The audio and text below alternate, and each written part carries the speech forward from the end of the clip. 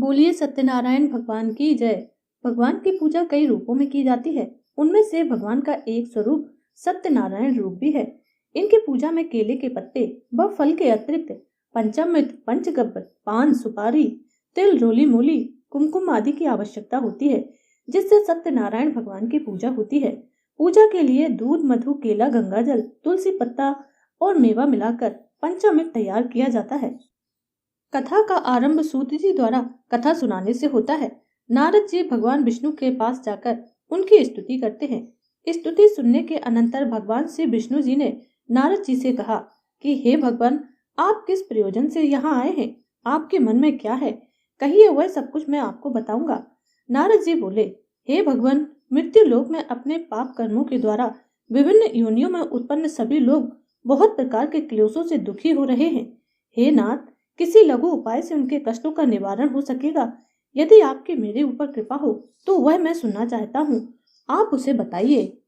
सूत जी कहते हैं कि जिस व्रत को नारद जी ने लक्ष्मी नारायण से पूछा था और लक्ष्मी नारायण ने मुनि श्रेष्ठ नारद से कहा था, मैं उसे सुनाता हूँ, ध्यान पूर्वक सुनो। एक समय योगी राज नारद जी दूसरों के हित की इच्छा से अनेक लोकों में घूमते हुए मृत्यु लोक में आ पहुंचे। यहाँ अनेक योनियों में जन्मे हुए प्राय सभी मनुष्यों को अपने कर्मों द्वारा अनेक दुखों से पीड़ित देखकर सोचा कि किस यत्न के करने से प्राणियों के दुखों का नाश हो सकेगा। ऐसा मन में सोचकर वह विष्णु लोक को गए। वहां श्वेत वर्ण और 4 भुजाओं वाले देवों के इस नारायण को देखकर, जिनके हाथों में शंख, चक्र, गदा और पद्म थे तथा वरमाला पहने हुए थे, नारद जी स्तुति करने लगे। हे भगवान, आप अत्यंत शक्ति से संपन्न हैं। मन तथा वाणी भी आपको नहीं पा सकती है। आपका आदि मध्य अंत नहीं है। निर्गुण स्वरूप सृष्टि के आदि भूत एवं भक्तों के दुखों को नष्ट करने वाले हो। मेरा आपको बारंबार नमस्कार है। नारद जी से इस प्रकार की स्तुति सुनकर भगवान विष्णु बोले, हे मुनिश्रेष्ठ, आपके मन में क्या है? आपका किस प्रयोजन से आगमन हुआ है, वह निसंकोच कहो। तब नारद मुनि बोले, मृत्यु लोक में मनुष्य जो अनेक योनियों में पैदा हुए हैं, अपने अपने कर्मों के द्वारा अनेक प्रकार के दुखों से दुखी हो रहे हैं। हे प्रभु, मुझ पर दया रखे तो बतलाइए कि उन मनुष्यों के सब दुख थोड़े से ही प्रयत्न से कैसे दूर हो सकेंगे। तब भगवान श्री विष्णु जी बोले, हे नारद, मनुष्यों की भलाई के लिए तुमने बहुत अच्छी बात पूछी है। जिस काम के करने से मनुष्य मोह से छूट जाता है, वह मैं तुमसे कहता हूँ, सुनो। बहुत पुण्य देने वाला, स्वर्ग तथा मृत्युलोक दोनों में दुर्लभ एक उत्तम व्रत है। आज मैं प्रेमवश होकर तुमसे कहता हूँ, सत्यनारायण का यह व्रत अच्छी तरह विधि पूर्वक करके मनुष्य आयु पर्यंत यहाँ सुख भोग कर मरने पर मोक्ष को प्राप्त करता है। श्री भगवान के वचन सुनकर नारद मुनि बोले कि उस उत्तम व्रत का फल क्या है, क्या विधान है, और यह व्रत किसने किया था? यह किस दिन व्रत करना चाहिए? हे प्रभु, आप मुझे विस्तार पूर्वक बताइए। तब भगवान विष्णु कहते हैं, दुख शोक आदि को दूर करने वाला, धन धान्य को बढ़ाने वाला, सौभाग्य तथा संतान देने वाला यह व्रत सब स्थानों पर विजयी करने वाला है। भक्ति और श्रद्धा के साथ किसी भी दिन मनुष्य श्री सत्यनारायण जी की प्रातः काल के समय ब्राह्मणों और बंधुओं के साथ धर्म परायण होकर पूजा करे। भक्ति भाव से नैवेद्य, केले का फल, घी, दूध और गेहूं का चूर्ण सवाया लेवे। गेहूं के आटे में साठी का चूर्ण, शक्कर तथा गुड़ मिलावे और भक्षण युक्त पदार्थ जमा करा के भगवान के सामने अर्पण कर देवे और अपने सभी बंधुओं सहित ब्राह्मणों को भोजन करावे। तत्पश्चात वह स्वयं भोजन करे। नृत्य गीत आदि का आचरण कर सत्यनारायण भगवान का स्मरण करते हुए समय को व्यतीत करे। इस तरह व्रत करने पर मनुष्यों की इच्छा निश्चय पूरी होती है। विशेषकर कलिकाल में भूमि पर यही मोक्ष का सरल उपाय है। दूसरा अध्याय। सूत जी बोले, हे ऋषियों, जिसने पहले समय में इस व्रत को किया है उसका इतिहास कहता हूँ, ध्यान से सुनो। सुंदर काशीपुरी नगरी में एक अत्यंत निर्धन ब्राह्मण रहता था। वह भूख और प्यास से बेचैन हुआ नित्य पृथ्वी पर घूमता रहता था। ब्राह्मणों से प्रेम करने वाले भगवान ने ब्राह्मण को दुखी देखकर बूढ़े ब्राह्मण का रूप धर के उसके पास गए और उससे पूछा, हे ब्राह्मण, आप दुखी होकर पृथ्वी पर क्यों घूमते रहते हो? अगर कोई कारण है तो मुझसे कहो, मैं सुनना चाहता हूँ। ब्राह्मण बोला, प्रभु, मैं एक निर्धन ब्राह्मण हूँ, भिक्षा के लिए पृथ्वी पर विचरता फिरता हूँ। हे भगवान, यदि आप इसका उपाय जानते हो तो कृपा कर मुझसे कहो। वृद्ध ब्राह्मण बोला कि सत्यनारायण भगवान मन वांछित फल देने वाले हैं, इसीलिए हे ब्राह्मण, तू उनका पूजन कर, जिसके करने से मनुष्य सब दुखों से मुक्त होता है। ब्राह्मण को व्रत का सारा विधान बतलाकर बूढ़े ब्राह्मण का रूप धारण करने वाले सत्यनारायण भगवान अंतर्धान हो गए। जिस व्रत को व्रत ब्राह्मण ने बतलाया था, मैं उसको करूंगा, ऐसा निश्चय कर उसे रात में नींद भी नहीं आई। वह सवेरे उठकर सत्यनारायण के व्रत का निश्चय कर भिक्षा के लिए निकल चला। उस दिन उसको भिक्षा में बहुत धन मिला, जिससे बंधु बांधवों के साथ उसने सत्यनारायण का व्रत किया। इसके करने से वह ब्राह्मण सारे दुखों से छूटकर अनेक प्रकार की संपत्तियों से युक्त हो गया। उस समय से उस ब्राह्मण ने हर मास व्रत करने का संकल्प लिया। इस तरह सत्यनारायण भगवान के व्रत को जो करेगा वह मनुष्य सभी दुखों से छूट जाएगा। इस तरह नारद जी से नारायण का कहा हुआ यह व्रत मैंने तुमसे कहा। हे विप्रो, मैं अब और क्या कहूँ। ऋषि बोले, हे मुनीश्वर, संसार में इस ब्राह्मण से सुनकर किस किसने इस व्रत को किया है, हम वह सब सुनना चाहते हैं। इसके लिए हमारे मन में श्रद्धा है। सूत जी बोले, हे मुनियों, जिस जिसने इस व्रत को किया है वह सुनो। एक समय एक ब्राह्मण धन और ऐश्वर्य के अनुसार बंधु बांधवों के साथ व्रत करने को तैयार हुआ। उसी समय एक लकड़ी बेचने वाला बूढ़ा आदमी आया और बाहर लकड़ियों को रखकर ब्राह्मण के घर में गया। प्यास से दुखी लकड़हारा उनको व्रत करते हुए देखकर ब्राह्मण को नमस्कार कर कहने लगा कि आप क्या कर रहे हैं और इसके करने से क्या फल मिलता है, कृपया मुझसे बतलाइए। ब्राह्मण ने कहा, सब मनोकामनाओं को पूरा करने वाला यह सत्यनारायण भगवान का व्रत है। इसकी ही कृपा से मेरे यहाँ धन धान आदि की वृद्धि हुई है। ब्राह्मण से इस व्रत के बारे में जानकर लकड़हारा बहुत प्रसन्न हुआ। चरणामृत ले और प्रसाद खाने के बाद अपने घर को चला गया। लकड़हारे ने अपने मन में इस प्रकार का संकल्प किया कि आज गांव में लकड़ी बेचने से जो धन मिलेगा उसी से सत्यनारायण देव का मैं व्रत करूंगा। मन में यह विचार रखकर वह बूढ़ा आदमी लकड़ियां अपने सिर पर रखकर जिस नगर में धनवान लोग रहते थे वह ऐसे सुंदर नगर में गया। उस रोज वहां पर उन लकड़ियों का दाम पहले दिनों से चौगुना मिला। तब वह बूढ़ा लकड़हारा दाम ले अति प्रसन्न होकर केले की पुली, शक्कर, घी, दूध, दही और गेहूं का चूर्ण इत्यादि लेकर सत्यनारायण भगवान के व्रत की सामग्रियों को लेकर अपने घर गया। फिर उसने अपने भाइयों को बुलाकर विधि विधान के साथ भगवान जी का पूजन किया और व्रत किया। उस व्रत के प्रभाव से वह बूढ़ा लकड़हारा धन पुत्र आदि से युक्त हुआ और संसार के समस्त सुख भोग कर वैकुंठ को चला गया। तीसरा अध्याय। सूत जी बोले, हे श्रेष्ठ मुनियों, अब आगे की कथा कहता हूँ, सुनो। पहले समय में उल्कामुख नाम का एक बुद्धिमान राजा था। वह सत्य वक्ता और जितेंद्रिय था। प्रतिदिन देव स्थानों पर जाता और गरीबों को खूब सारा धन देकर उनके कष्ट दूर करता था। उसकी पत्नी कमल के समान मुख वाली और सती साध्वी थी। भद्रशिला नदी के तट पर उन दोनों ने श्री सत्यनारायण का व्रत किया। उस समय वहां एक साधु वैश्य आया। उसके पास व्यापार के लिए बहुत सा धन था। वह नाव को किनारे पर ठहराकर राजा के पास आ गया और राजा को व्रत करते हुए देखकर विनय के साथ पूछने लगा, हे राजन, आप यह किस व्रत को कर रहे हो? मेरी यह सब जानने की इच्छा है, आप मुझे बताइए। राजा ने कहा, मैं अपने बंधु बांधवों के साथ पुत्र आदि की प्राप्ति के लिए महाशक्तिशाली सत्यनारायण भगवान का व्रत एवं पूजन कर रहा हूँ। राजा के ऐसे वचन सुनकर वह वैश्य आदर से बोला, हे राजन, मुझसे इसका सब विधान कहो। मैं भी आपके कथनानुसार इस व्रत को करूंगा। मेरे भी कोई संतान नहीं है और इससे निश्चय ही हो जाएगी। राजा के सब विधान सुनकर व्यापार से निवृत्त हो वह आनंद के साथ घर चला गया। साधु ने अपनी स्त्री से संतान देने वाला उस व्रत का समाचार सुनाया और कहा कि जब मेरे संतान होगी तब मैं इस व्रत को करूंगा। साधु के ऐसे वचन सुनकर अपनी स्त्री लीलावती से कहे। एक दिन उसकी स्त्री लीलावती पति के साथ आनंदित हो सांसारिक धर्म में प्रवृत्त होकर सत्यनारायण भगवान की कृपा से गर्भवती हो गई तथा 10वें महीने में उसके गर्भ से एक सुंदर कन्या का जन्म हुआ। दिनों दिन वह इस तरह बढ़ने लगी जैसे शुक्ल पक्ष का चंद्रमा बढ़ता है। कन्या का नाम कलावती रखा गया।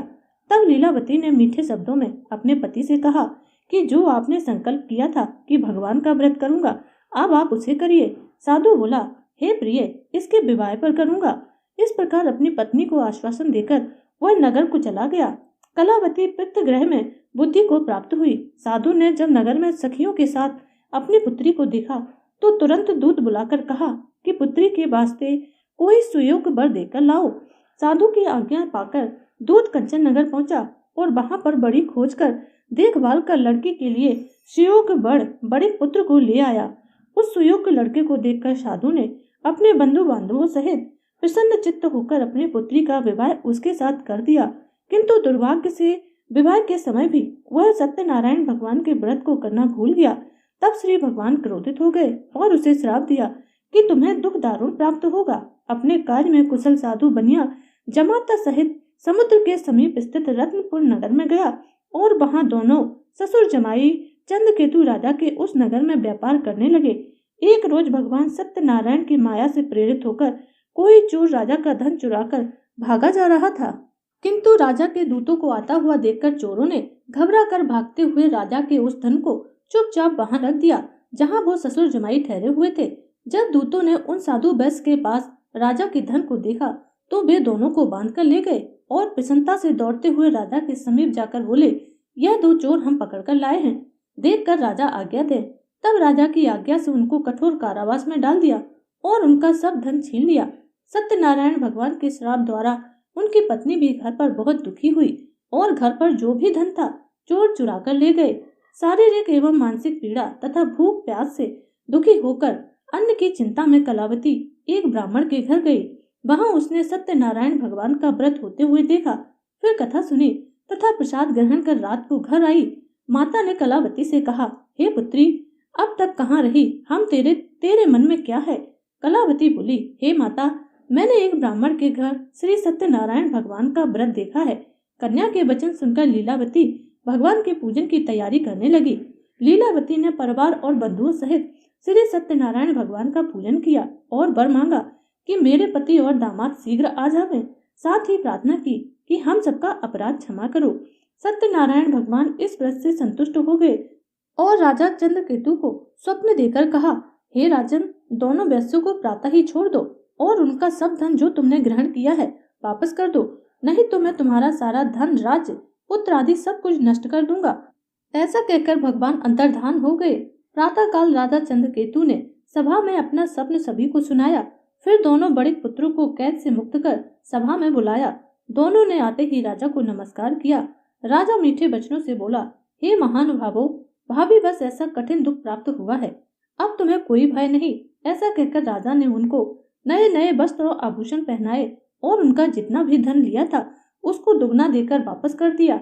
दोनों वे अपने नगर को चल दिए। चौथा अध्याय। सूत जी बोले, वैश्य ने मंगलाचार करके यात्रा आरंभ की और अपने नगर को चल दिया। उनके थोड़ी दूर निकलने पर दंडी वेशधारी सत्यनारायण जी ने उनसे पूछा, हे साधु, तेरी नाव में क्या है? अभिमानी बड़े खस्ता हुआ बोला, हे दंडी, आप क्यों पूछते हो? क्या धन लेने की इच्छा है? मेरी नाव में तो बेल और पत्ते भरे हैं। वैश्य का कठोर वचन सुनकर भगवान ने कहा, तुम्हारा वचन सत्य हो। दंडी ऐसा कहकर वहां से दूर चले गए और कुछ दूर जाकर समुद्र के किनारे बैठ गए। दंडी के जाने के बाद वैश्य ने नित्य क्रिया करने के बाद नाव को ऊंची उठी देखकर अचंबा किया और नाव में बेल पत्ते आदि देखकर मूर्छित होकर जमीन पर गिर पड़ा। फिर मूर्छा खुलने पर अत्यंत शोक प्रकट करने लगा। तब उसका दामाद बोला कि आप शोक ना करें, यह दंडी का श्राप है, अतः उनकी शरण में हमें चलना चाहिए, तभी हमारी मनोकामना पूरी होगी।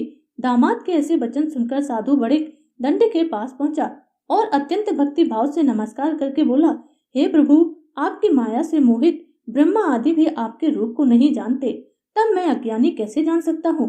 आप प्रसन्न होइए, मैं सामर्थ्य के अनुसार आपकी पूजा करूंगा, मेरी रक्षा करो और पहले के समान नौका में धन भर दो। उसके भक्ति युक्त वचन सुनकर भगवान प्रसन्न हो उसकी इच्छा अनुसार वर देकर अंतर्धान हो गए। तब उन्होंने नाव पर आकर देखा कि नाव धन से भरपूर है। फिर वह भगवान सत्यनारायण का पूजन कर साथियों सहित अपने नगर को चल दिया। अब अपने नगर के निकट पहुंचा, तब दूत को घर भेजा। दूत ने साधु के घर जाकर उसकी स्त्री को नमस्कार कर कहा कि साधु अपने दामाद सहित इस नगर के समीप आ गए हैं। ऐसा वचन सुन साधु की स्त्री ने बड़े हर्ष के साथ सत्यदेव का पूजन कर पुत्री से कहा, मैं अपने पति के दर्शन को जाती हूँ, तू कार्य शीघ्र पूर्ण करके आना। माता के ऐसे वचन सुनकर कलावती प्रसाद छोड़कर पति के पास गई। प्रसाद की अवज्ञा के कारण सत्यदेव जी रुष्ट हो गए। उसके पति को नाव सहित पानी में डुबो दिया। कलावती अपने पति को ना देखकर रोती हुई जमीन पर गिर पड़ी। इस तरह नौका को डूबा हुआ तथा कन्या को रोता हुआ देखकर साधु दुखित हो उठा और बोला, हे प्रभु, मुझसे या मेरे परिवार से जो भी भूल हुई है उसे क्षमा करो। उसके दीनहीन वचन सुनकर सत्यदेव प्रसन्न हो गए और आकाशवाणी हुई, हे साधु, तेरी कन्या मेरे प्रसाद को छोड़कर आई है, इसीलिए इसका पति अदृश्य हुआ है। यदि वह घर जाकर प्रसाद खाकर लौटे तो इसे पति अवश्य मिलेगा। ऐसी आकाशवाणी सुनकर कलावती ने घर पहुंचकर प्रसाद खाया, फिर आकर पति के दर्शन किए। तत्पश्चात साधु ने बंधु बांधवों सहित सत्यदेव का विधि पूर्वक पूजन किया। उस दिन से वह प्रत्येक पूर्णिमा को सत्यनारायण भगवान का पूजन एवं कथा करने लगा। फिर इस लोक का सुख भोगकर अंत में स्वर्ग को गया। 5वां अध्याय। सूत जी बोले, ऋषियों, मैं एक और कथा कहता हूँ, उसे सुनो। प्रजा पालन में लीन तुंगध्वज नाम का एक राजा था। उसने भी भगवान का प्रसाद त्याग कर बहुत दुख पाया। एक समय वन में जाकर वन्य पशुओं को मारकर बड़ के पेड़ के नीचे आया। वहां उसने ग्वालों को भक्ति भाव से बांधवों सहित सत्यनारायण जी का पूजन करते हुए देखा। राजा देखकर भी अभिमानवश वहां नहीं गया और ना ही नमस्कार किया। जब ग्वालों ने भगवान का प्रसाद उसके सामने रखा तो वह प्रसाद को त्याग कर अपनी सुंदर नगरी को चला गया। वहीं उसने अपना सब कुछ नष्ट पाया तो वह जान गया कि यह सब भगवान ने किया है। तब वह विश्वास कर ग्वालों के समीप आया और विधि पूर्वक पूजन का प्रसाद खाया तो सत्यदेव की कृपा से पहले जैसा था वैसा ही हो गया। फिर दीर्घ काल तक सुख भोग कर मरने पर स्वर्ग लोक को गया। जो मनुष्य इस परम दुर्लभ व्रत को करेगा, भगवान की कृपा से उसे धन दान की प्राप्ति होगी। निर्धन धनी और बंदी बंधन से मुक्त होकर निर्भय हो जाता है। संतानहीनों को संतान प्राप्त होती है तथा सब मनोरथ पूर्ण होकर अंत में वह व्यक्ति वैकुंठ धाम को जाता है। जिन्होंने पहले इस व्रत को किया है, अब उनके दूसरे जन्म की कथा कहता हूँ। व्रत सतानंद ब्राह्मण ने सुदामा का जन्म लेकर मोक्ष को पाया। उल्का मुख नाम का राजा दशरथ होकर वैकुंठ को प्राप्त हुआ। साधु नाम के वैश्य ने मोरध्वज बनकर अपने पुत्र को आरे से चीरकर मोक्ष को प्राप्त किया। महाराज तुंगध्वज ने स्वयंभू होकर भगवान में भक्ति युक्त कर्म कर मोक्ष को प्राप्त किया। इति श्री सत्यनारायण व्रत कथायाम संपूर्णम। बोलिए सत्यनारायण भगवान की जय।